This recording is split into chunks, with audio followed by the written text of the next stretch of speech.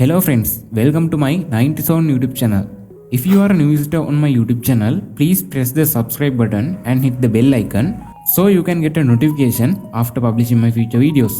Let's learn how to enable screen saver on Samsung Galaxy A20s mobile. If your mobile is screen going to sleep, you can see this screen saver. Go to settings. After, click on this display option. Scroll down this page. You can see here screen saver option. Click on it. If you don't want this screen saver option, you can click on this none button. You can add colors as your screen saver. If you want to add colors, click on this colors option.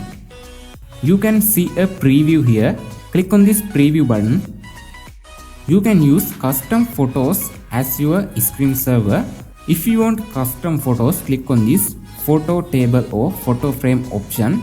After, you can add custom photos using your gallery.